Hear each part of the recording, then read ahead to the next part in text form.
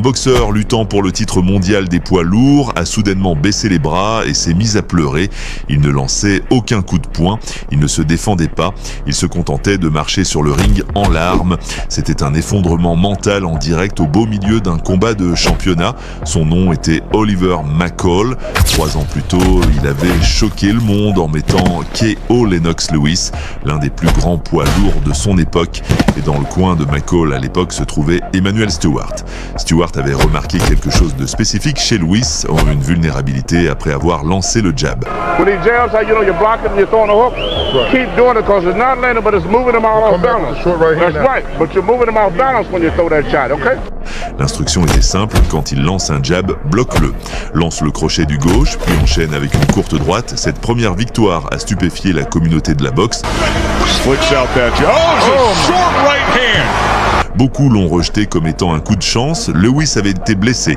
Oui, ses jambes étaient tremblantes, ses sens brouillés, mais les critiques soutenaient que c'était un coup de poing chanceux.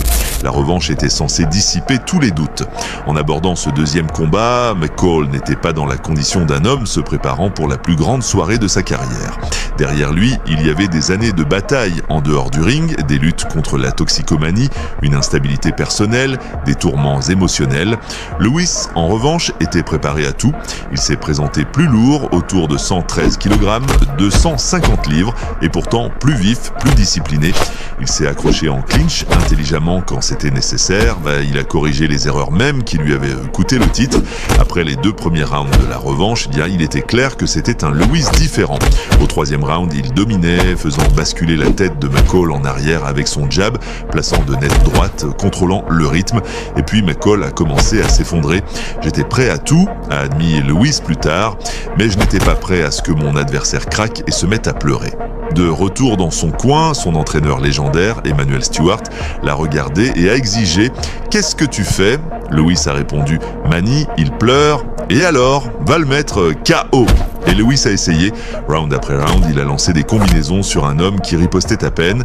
McCall, les mains baissées, les yeux remplis de larmes, a absorbé une quantité incroyable de punitions.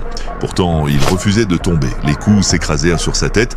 Le premier combat n'avait pas été une question de chance, car même en plein effondrement émotionnel, même en craquant devant des millions de téléspectateurs à travers le monde, Oliver McCall avait toujours un menton d'acier et une résistance physique inébranlable.